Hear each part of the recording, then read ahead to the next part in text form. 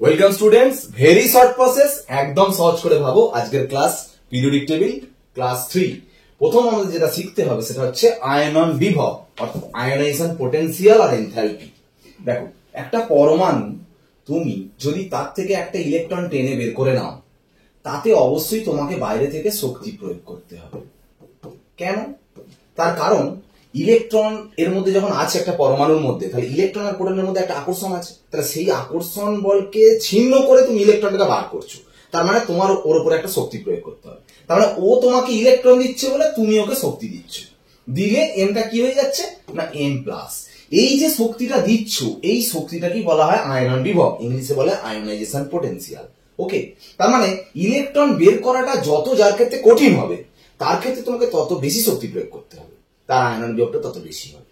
Suppose কোন পর্যায়ের বাম দিক থেকে ডান দিক গেলে জানো নিশ্চয়ই পরমাণুর আকারটা আস্তে আস্তে কি হয়ে যায়, ছোট হয়ে যায়। তার মানে যত ডান দিকে যাচ্ছে তত দেখো নিউক্লিয়াস আর ইলেকট্রন কিন্তু খুব কাছাকাছি চলে আসছে, মানে আকর্ষণটা তীব্র। আকর্ষণ তীব্র মানে ইলেকট্রন প্রোটন আকর্ষণ অনেক বেশি, মানে ইলেকট্রনকে কিন্তু বের করাটা টাফ। তাহলে ইলেকট্রনকে বের করতে গেলে ওখানে কি করতে হবে না বেশি শক্তি প্রয়োগ করতে হবে, এর ক্ষেত্রে ওই জন্য আয়নন বিভবটা বেশি। আর উপর থেকে নিচে গেলে উল্টোটা হবে, কারণ পরমাণুর আকার বাড়ে মানে আয়নন বিভব কমবে। ঠিক আছে, এটা হচ্ছে আয়নন বিভব সম্পর্কে ধারণা। এখন কথাটা হচ্ছে এই আয়নন বিভব যে বাম দিক থেকে ডান দিক গেলে বললাম বাড়ে আর উপর থেকে নিচে গেলে যে কমে, এর কিন্তু কিছু ব্যতিক্রম আছে। ব্যতিক্রমগুলো কোনগুলো দেখো, ব্যতিক্রমগুলো খেয়াল রাখো, কোন কোন জায়গাগুলো ব্যতিক্রম দেখো। এখানের মধ্যেই আছে আয়নন বিভবের ব্যতিক্রম, এক্সেপশনাল কেসগুলো। এই তো এক্সেপশন অফ আয়নাইজেশন পোটেনশিয়াল। দেখো, beryllium, boron, magnesium, aluminium, nitrogen, oxygen, phosphorus, sulphur, পর্যায় বরাবর 4টে জোর ব্যতিক্রম আছে। সাপোজ কোন একটা পর্যায় নিয়ে আলোচনা করছি, lithium, beryllium, boron, carbon, nitrogen, oxygen, fluorine, neon. ঠিক আছে, তাহলে বাম দিক থেকে ডান দিক গেলে আয়নন বিভব কি হবে, বাড়বে। তাহলে বাড়বে মানে ধরো সাপোজ এর আয়নন বিভব 10, এর 20, এর 30, এর 40, এর 50, এর 60, এর 70, এর 80 হওয়া উচিত ছিল। কিন্তু ব্যতিক্রমের মধ্যে কোনগুলো বলছে দেখো, বেরিলিয়াম, বোরন ব্যতিক্রম, মানে এটা ব্যতিক্রম। আর কোনটা ব্যতিক্রম বলছে দেখো, নাইট্রোজেন, অক্সিজেন ব্যতিক্রম। মানে এটা 20 পর 30 হওয়ার কথা, কিন্তু 30 হয় না, দেখা গেছে এটা হয় 15 হয়ে যায় বেরিলিয়ামের পর বোরনে। ঠিক আছে, এইখানটা দেখা যাচ্ছে 50-এর পর 60 হওয়ার কথা, কিন্তু দেখা যাবে 60 হয় না, এটা হয়ে যায় দেখা যাবে 45। ঠিক আছে, তারপরে হচ্ছে এটা 70। দেখো ভালো করে শোনো, তার মানে দেখো এখান থেকে এটা তার মানে বাড়ার কথা কিন্তু কমে গেছে, আবার তারপর বেড়েছে। এখান থেকে এটা বাড়ার কথা দেখো কমে গেছে। তার মানে দেখো এই জোরগুলো কেন এক্সেপশন হচ্ছে, তার কারণটা শোনো। এমনি কারণটা তো বুঝে গেছো। দেখো, বেরিলিয়াম, বোরন বা নাইট্রোজেন, অক্সিজেনের যে ব্যতিক্রমের কারণটা কি না, নাইট্রোজেন আর অক্সিজেনের যদি তুমি ইলেকট্রন বিন্যাস করো, নাইট্রোজেনের 7, অক্সিজেনের 8। নাইট্রোজেনের 7 মানে ইলেকট্রন বিন্যাস 1s2 2s2 2p3। অক্সিজেন 8 মানে ইলেকট্রন বিন্যাস 1s2 2s2 2p4। কোনটা স্টেবল ইলেকট্রন কনফিগারেশন? সুস্থিত ইলেকট্রন বিন্যাস কোনটা? সুস্থিত ইলেকট্রন বিন্যাস হচ্ছে এইটা। কেন সুস্থিত ইলেকট্রন বিন্যাস? তার কারণ হচ্ছে এটা p3 আছে। p3 কেন? কারণ তোমরা জানো কোন উপকক্ষ সম্পূর্ণরূপে পূর্ণ থাকলে বা অর্ধপূর্ণ থাকলে সেটা খুব সুস্থিত হয়। কারণ p তে মানে সর্বোচ্চ ইলেকট্রন কটা থাকে, 6টা। তাহলে 6টা থাকলে সুস্থিত, আর তার হাফ 3টে থাকলে সুস্থিত, ওই জন্য 3টে আছে বলে সুস্থিত। কিন্তু p তে 4টে থাকলে কিন্তু সেটা সুস্থিত নয়। যে কোনো উপকক্ষ সম্পূর্ণরূপে পূর্ণ থাকলে বা অর্ধপূর্ণ থাকলে সেটা সুস্থিত হয়। তাহলে নাইট্রোজেন এখানে বেশি সুস্থিত ইলেকট্রন বিন্যাস অক্সিজেনের তুলনায়। তাহলে যে বেশি সুস্থিত, সুস্থিত মানে কি? সুস্থিত মানে একদম সুখে শান্তিতে আছে বলা যায়। তাহলে সেখান থেকে তাহলে সে ডিস্টার্ব হতে চাইবে না। তার মানে সেখান থেকে ইলেকট্রন বের করা তোমার ক্ষেত্রে টাফ। তাই যত ইলেকট্রন বের করা টাফ, তার মানে সেখানে বেশি শক্তি প্রয়োগ করতে হবে, কারণ আয়নন বিভব তার বেশি। ওই জন্য দেখো অক্সিজেনের থেকে নাইট্রোজেনের আয়নন বিভবটা বেশি হচ্ছে, এর কম হয়ে যাচ্ছে। ঠিক আছে, যে কোনো জায়গায় যে ব্যতিক্রম গুলো আছে সবগুলোর এই কারণ হচ্ছে সুস্থিত ইলেকট্রন বিন্যাসের জন্য। এমনি কিন্তু নর্মাল কারণ কিন্তু বাম দিক থেকে ডান দিকে গেলে যেটা বাড়ে সেটা হচ্ছে পরমাণুর আকারের জন্য কারণ। আর ব্যতিক্রম গুলো শুধু ইলেকট্রন বিন্যাস দিয়ে ভাবতে হবে, সুস্থিত ইলেকট্রন বিন্যাসের জন্য। দেখো, আমরা যা কিছু আলোচনা করলাম সবটাই কিন্তু আমরা আলোচনা করলাম প্রথম আয়নন বিভব। আয়নন বিভব বললাম বটে, কিন্তু প্রথম আয়নন বিভব। তার মানে দেখো আমরা যা কিছু আলোচনা করলাম সব এম থেকে কি হয়েছে, এম প্লাস হয়েছে। কিন্তু এরকম তো হতে পারে এম প্লাস থেকে M2 প্লাস, M2 প্লাস থেকে M3 প্লাস, এগুলো তো হতে পারে। তার মানে এম থেকে এম প্লাস হলে তোমাকে বাইরে থেকে যে শক্তিটা প্রয়োগ করছো সেটাকে যেমন বলছো আয়নন বিভব, সেরকম এম প্লাস থেকে M2 প্লাস করার সময় তো বাইরে থেকে শক্তি প্রয়োগ করতে হবে। তখন যা মানে যে শক্তিটা দেওয়া হয় সেটাকে আমরা আয়নন বিভব বলতে পারি। এটাকে আমরা প্রথম আয়নন বিভব বলবো, এটাকে আমরা দ্বিতীয় আয়নন বিভব বলবো। তৃতীয়বারে শক্তি প্রয়োগ করলে যেটা শক্তি প্রয়োগ করতে হয় সেটাকে বলে তৃতীয় আয়নন বিভব। বোঝা গেল? এটা প্রথম আয়নন বিভব, প্রথমবারে যে শক্তি প্রয়োগ করতে হয়। দ্বিতীয়বারে M+ থেকে M2+ করতে গেলে যে শক্তি প্রয়োগ করতে হয় দ্বিতীয় আয়নন বিভব, এটা তৃতীয় আয়নন বিভব। সবসময় মনে রাখবে প্রথম আয়নন বিভবের থেকে দ্বিতীয় আয়নন বিভবের মান বেশি, দ্বিতীয় আয়নন বিভবের থেকে তৃতীয় আয়নন বিভবের মান বেশি। কেন? কারণ একবার নিউট্রাল থেকে মাথায় যখন প্লাস চলে আসছে, তার মানে এর প্রোটন সংখ্যা কিন্তু ইলেকট্রনের থেকে বেশি, না আকর্ষণ আরো তীব্র। আকর্ষণ যত তীব্র হবে তাহলে ইলেকট্রন বের করা আরো কঠিন। তারপরে এটা দেখো 2+, মানে দুটো প্রোটন এক্সট্রা আছে, তার মানে আরো আকর্ষণ তীব্র, মানে আরো ইলেকট্রন বের করা কঠিন। যত কঠিন হবে তত বেশি শক্তি প্রয়োগ করতে হবে, ওই জন্য আয়নন বিভব বাড়ছে। বুঝা গেল? এই টোটাল আয়নন বিভব সম্পর্কে কনসেপ্ট। এবার যে টপিকটা মোস্ট ইম্পর্টেন্ট একটা টপিক, খুব কিন্তু প্রচুর ছাত্রছাত্রীদের মধ্যে গুলিয়ে যাওয়ার চান্সটা প্রচুর থাকে, কিন্তু সেটা ভালো করে শিখতে হবে, যেটা হচ্ছে ইলেকট্রন অ্যাফিনিটি বা ইলেকট্রন আসক্তি। ভালো করে শুনবে। ঠিক যদি বলো আয়নন বিভব যেটা শিখলে তার পুরো বিপরীত ঘটনা কি না, M থেকে আমরা করব M-, তার মানে M এবার ইলেকট্রন নেবে। তাহলে ভাবো M তোমার থেকে ইলেকট্রন নিচ্ছে, তাহলে তোমাকে তো কিছু দেওয়া উচিত, তাহলে তোমাকে কি দেবে না শক্তি দেবে। পুরো উল্টো। আর এটা দেখো মাইনাসই ছিল প্লাস শক্তি ছিল, এখন ও ইলেকট্রন নিচ্ছে তোমার থেকে, নিয়ে মাইনাস হচ্ছে, তোমাকে ও শক্তি দিচ্ছে। যে শক্তিটা দিচ্ছে সেটাকে বলা হয় ইলেকট্রন আসক্তি। তুমি বলবে ইলেকট্রন নিলে শক্তি কেন দেয়? আচ্ছা, সত্যি যদি ইলেকট্রন চায়, যদি সত্যি ইলেকট্রনের প্রতি চাহিদা থাকে, তাহলে ওকে যদি ইলেকট্রন দাও সে তোমাকে কিছু দেবে না, সেই জন্যই শক্তি ছাড়ছে। তার মানে যার ইলেকট্রনের প্রতি চাহিদা যত বেশি সে বেশি শক্তি ছাড়বে। বুঝা গেল? তুমি বাজারে কিছু কিনতে গেছো, পাচ্ছ না, তুমি তখন কি বলবে? আমি যদি ওটা পাই যত টাকা লাগে আমি দেবো। ব্যাপারটা এরকম কিছু। মানে সে যদি সত্যি ইলেকট্রনকে চায়, তাহলে ইলেকট্রন যদি ওকে দাও তাহলে ও শক্তি ছাড়বে। যত বেশি ইলেকট্রনকে চাইছে তত বেশি তার মানে শক্তি ছাড়বে। তখন ইলেকট্রন আসক্তি যার বেশি সে শক্তি বেশি ছাড়বে। ঠিক আছে? এই সেন্স। তাহলে সেখানেও দেখো বাম দিক থেকে ডান দিকে গেলে কিন্তু ইলেকট্রন আসক্তি বাড়বে। কেন? এই একই কারণ। দেখো বাম দিক থেকে ডান দিকে গেলে আকার তো ছোট হচ্ছে, তার জন্য কিন্তু নিউক্লিয়াসের সঙ্গে ইলেকট্রন কিন্তু কাছাকাছি চলে আসছে। দেখো ইলেকট্রন দিচ্ছ মানে বাইরের কক্ষেই তো তোমাকে দিতে হবে। তুমি একটা বড় পরমাণু আর একটা ছোট পরমাণু, ঠিক আছে? তুমি বাইরে থেকে ইলেকট্রন দিলে তো শেষ কক্ষ ছাড়া তো দিতে পারবে না, এখানেও তোমাকে শেষ কক্ষে দিতে হবে। আর তুমি বলো এখানে শেষ কক্ষে দিলে ইলেকট্রনের নিউক্লিয়াসটা অনেক দূরে থাকছে, এখানে শেষ কক্ষে দিলে অনেক কাছে থাকছে, তাহলে ইলেকট্রনের প্রতি আসক্তিটা কোথায় বেশি জন্মাবে? নিশ্চয়ই এখানে বেশি জন্মাবে। তার মানে যত ছোট আকার তত ইলেকট্রনের প্রতি আসক্তিটা বেশি থাকবে। ওই জন্য বাম দিক থেকে ডান দিকে গেলে ইলেকট্রন আসক্তি বেশি হয়, ওপর থেকে নিচে গেলে ইলেকট্রন আসক্তি কি হয়? কমে যায়। তাহলে এখানে কি কোনো ব্যতিক্রম নেই? অবশ্যই ব্যতিক্রম আছে। এই প্রসঙ্গে একটা কথা বলে দেওয়ার দরকার ছিল যে ইলেকট্রন আসক্তির ক্ষেত্রে যেহেতু তুমি দেখলে যে শক্তি ছাড়ছে, ওই জন্য এদের ক্ষেত্রে চিহ্নটা নেগেটিভ করা হয়। যেমন আমি উদাহরণ দিচ্ছি, দেখো lithium, beryllium, boron, carbon, nitrogen, oxygen, fluorine, neon. তো দেখো আমি যদি বলি এক এক করে ইলেকট্রন আসক্তি বাড়ছে, এটা 10, এটা 20, এটা 30, এটা 40, এটা 50, এটা 60, এটা 70, এটা 80, চিহ্ন সব নেগেটিভ হবে। ঠিক আছে?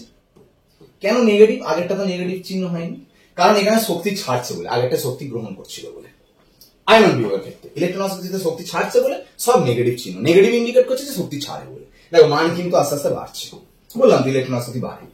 কিন্তু খেয়াল রাখবে এই যে ইলেকট্রন আসক্তি একটু আগে বললাম, ওই ইলেকট্রন আসক্তি যেহেতু নেগেটিভ ইলেকট্রন আসক্তি, আর এক ধরনের ইলেকট্রন আসক্তি আছে যেটা পজিটিভ ইলেকট্রন আসক্তি। সেটা আবার কি? দেখো M থেকে M-, তোমাকে আমি কি বললাম? ইলেকট্রন নিলে শক্তি ছাড়বে, এটাই তো বোঝালাম। আর একটা ইলেকট্রন আসক্তি দেখো আছে, ইলেকট্রনও নেবে আবার শক্তিও নেবে, নিয়ে M- হবে। এটা আবার কখন হবে? তোমাকে বাইরে থেকে ইলেকট্রনও তাকে দিতে হবে আবার শক্তিও দিতে হবে। এটা আবার কখন হয়? তার মানে যখন সে ইলেকট্রন চায় না, মানে তুমি বাজারে গেছো, মানে কিছু নিতে চাইছো না, দোকানদার তোমাকে বলছে যে এটা নিয়ে যাও, তুমি বলো আমি নেবো না, তখন বলছে যে হ্যাঁ নাও, নিলে তোমাকে আমি টাকা দিচ্ছি, তুমি আমারটা নিয়ে যাও আর কি ওই জিনিসটা। তখন এরকম ব্যাপার, মানে নেওয়ার কোনো ইচ্ছা নেই। তখন ইলেকট্রনের প্রতি যদি কোনো আসক্তি না থাকে, তখন তুমি যখন তাকে ইলেকট্রন দাও সে তোমাকে কিছু দেবে না, উল্টে তোমাকে আবার শক্তি দিতে হচ্ছে তবে যদি তোমার ইলেকট্রনটা নেয়, মানে এইরকম সেন্স। কারণ ইলেকট্রনও দিতে হচ্ছে আবার শক্তিও দিতে হচ্ছে। তার মানে অরিজিনালি বলো তো, এখানে অরিজিনালি তার মানে ইলেকট্রন কোনো আসক্তি আছে? ইলেকট্রনের প্রতি কোনো আসক্তি নেই। তার মানে যেখানে তোমাকে বাইরে থেকে শক্তি প্রয়োগ করতে হয় সেখানে ইলেকট্রনের প্রতি কোনো আসক্তি থাকে না। এই ধরনের ইলেকট্রন আসক্তিকে কি বলে? পজিটিভ ইলেকট্রন আসক্তি। কি বলে? পজিটিভ ইলেকট্রন আসক্তি। দেখো এগুলো সব নেগেটিভ হচ্ছিল, পজিটিভ ইলেকট্রন আসক্তি এদের বলে। আচ্ছা এটা কাদের ক্ষেত্রে হতে পারে? যে ইলেকট্রন চায় না, স্টেবল যারা, সুস্থিত ইলেকট্রন বিন্যাস, beryllium, magnesium, nitrogen, Nobel gas, যাদের ইলেকট্রন বিন্যাস করলে দেখবে হবে তোমার ইলেকট্রন বিন্যাস করলে হবে দেখবে এই চারটে: যে সুস্থিত ইলেকট্রন, নোবেল গ্যাস এমনি সুস্থিত, বেরিলিয়ামে শেষ কক্ষের উপকক্ষ দেখবে সম্পূর্ণরূপে পূর্ণ হয়ে আছে, নাইট্রোজেনে দেখবে অর্ধপূর্ণ হয়ে আছে। সুস্থিত ইলেকট্রন বিন্যাস মানে সেই ইলেকট্রন নিতে চাইবে না, ইলেকট্রন দিলে তোমাকে বাইরে থেকে শক্তি প্রয়োগ করতে হবে। তার জন্য এদের ইলেকট্রন আসক্তিটা একমাত্র পজিটিভ, ধনাত্মক ইলেকট্রন আসক্তি, মানে এদের ইলেকট্রন আসক্তির মান তার মানে কম। মানে কারা ধনাত্মক হয়ে গেল? বেরিলিয়াম পজিটিভ হলো, আর কে? নাইট্রোজেন, আর কে হলো? নিয়ন। তাহলে আমি যদি বলি এখানে বলতো সব থেকে কম ইলেকট্রন আসক্তি কার? সব থেকে কম ইলেকট্রন আসক্তি এর, পজিটিভ মানে সব থেকে কম, এর হচ্ছে সব থেকে কম। তারপরে কার? তারপরে নাইট্রোজেন, তারপরে বেরিলিয়াম, তারপরে এটা এটা এটা এটা এটা। তার মানে যত পজিটিভ বেশি তার মানে ইলেকট্রন আসক্তি সব থেকে কম, আর যত নেগেটিভ বেশি তার ইলেকট্রন আসক্তি সব থেকে বেশি। মানেটা বুঝিয়ে দিচ্ছি স্পষ্ট করে। +80 মানে কি জানো? তুমি যদি একে ইলেকট্রন দাও, তোমাকে 80 ওকে শক্তি দিতে হবে, তবে তোমার ইলেকট্রনটা নেবে। আর এর -70 মানে কি জানো? তুমি যদি ওকে ইলেকট্রন দাও, সে খুশি হয়ে তোমাকে 70 শক্তি দেবে। তাহলে বল ইলেকট্রন আসক্তি কার বেশি? ফ্লুরিনের বেশি, নিয়নের নয়। নিয়নের সব থেকে কম। বোঝা গেল? এই হচ্ছে ব্যাপার। দু রকম হলো নেগেটিভ ইলেকট্রন আসক্তি, পজিটিভ ইলেকট্রন আসক্তি। তবে নেগেটিভ ইলেকট্রন আসক্তিটাই অরিজিনাল ইলেকট্রন আসক্তি। এই নেগেটিভ ইলেকট্রন আসক্তিটাই বাম দিক থেকে ডান দিক গেলে বাড়ছে, ওপর থেকে নিচে গেলে তো কমছে। গ্রুপ ওয়াইজ আবার উপর থেকে নিচে গেলে যে কমে, সেখানে আবার প্রথম দুটো মৌল কিন্তু একটু ব্যতিক্রম আছে।